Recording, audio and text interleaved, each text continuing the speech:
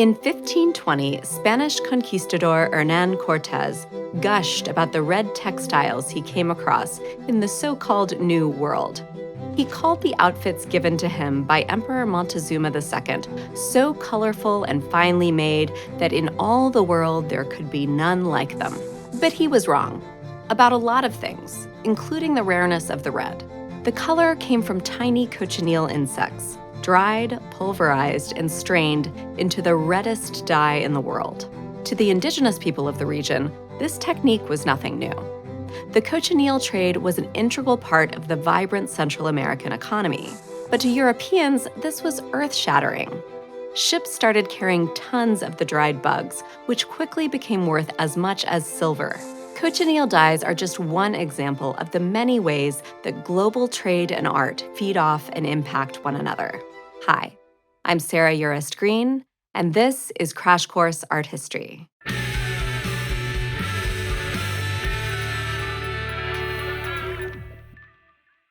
Long before Spanish ships linked Europe with the Americas, the Silk Road connected people across Asia. This vast trade network wasn't actually one road and wasn't just for trading silk. In its heyday between 200 and 900 CE, hundreds of cultures were swapping textiles, carpets, jewelry, and treasures of the more intangible kind.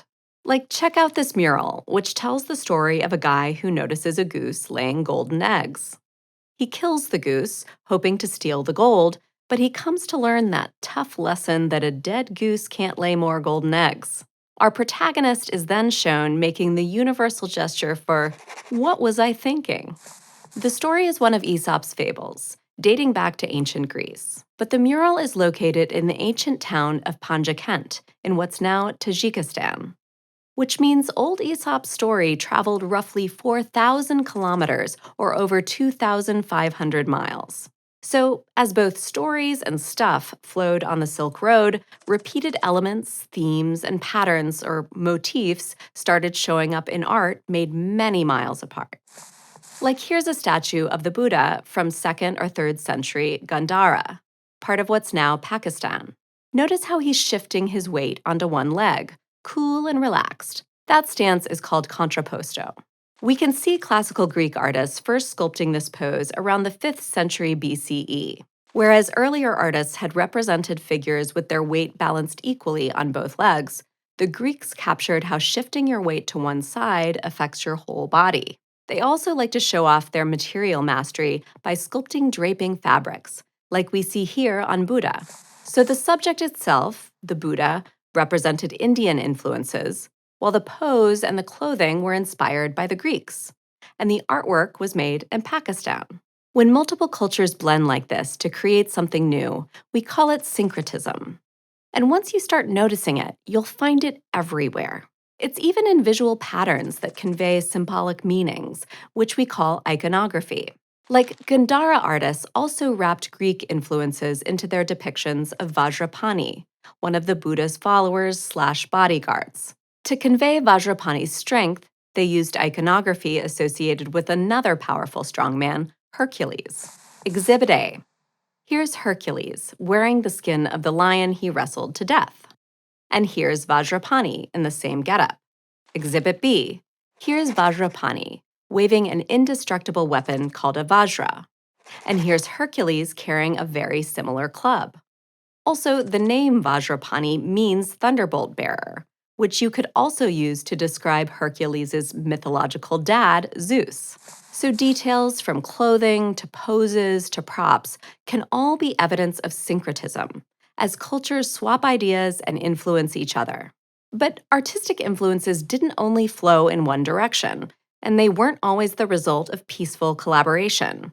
They also arose from conflict, like the Crusades, a string of religious wars fought between Christians and Muslims starting in the 11th century.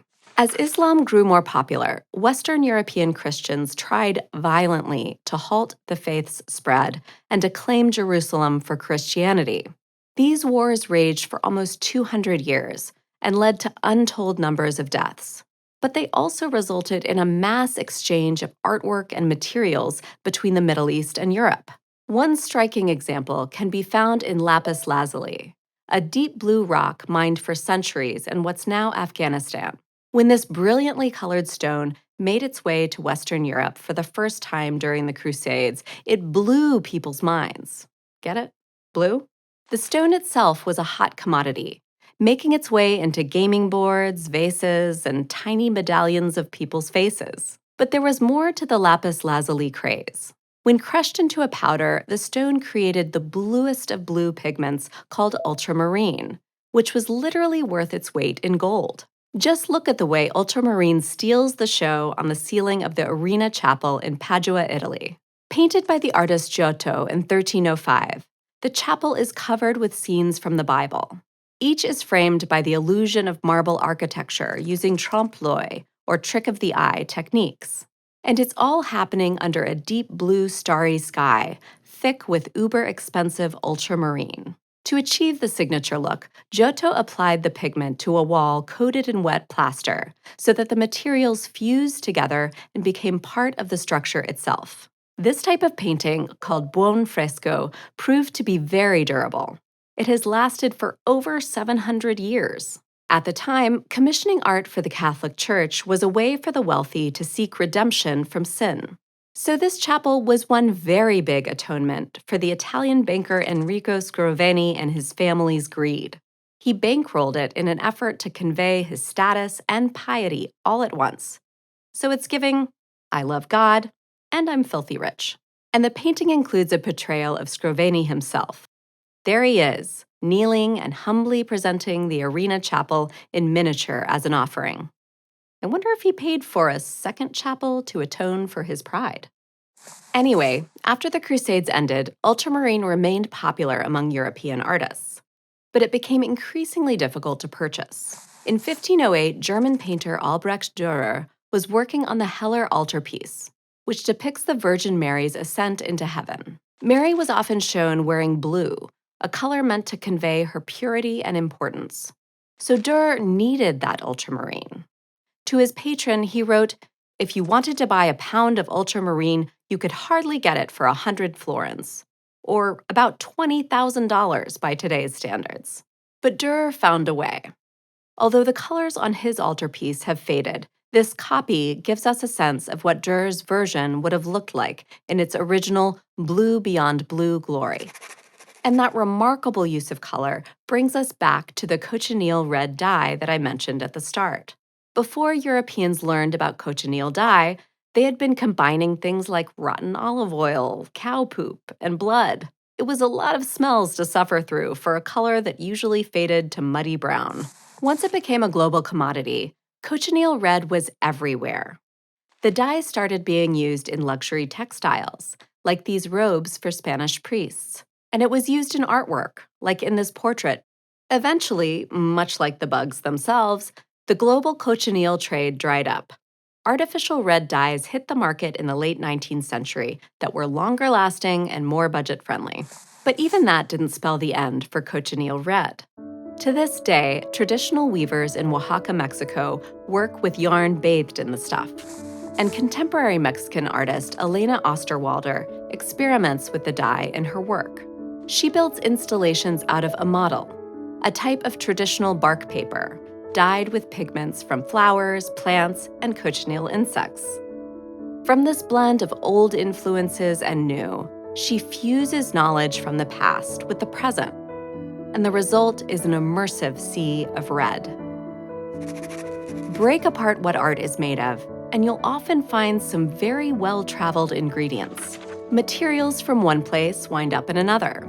Motifs move, ideas mix, and influences flow so that artists from different regions find themselves responding to each other's work without ever meeting face to face. A statue in Pakistan reflects Greek postures, and Italian chapels are painted with Middle Eastern pigments. Trade networks have linked people across oceans and continents, and art reflects what groups have exchanged, not along a one-way road, but through a network coursing in many directions. In our next episode, we'll look at the boundaries around who gets to call themselves an artist and who is considered an outsider. I'll see you then. Thanks for watching this episode of Crash Course Art History. which was filmed at the Indianapolis Museum of Art in Newfields and was made with the help of all of these amazing people.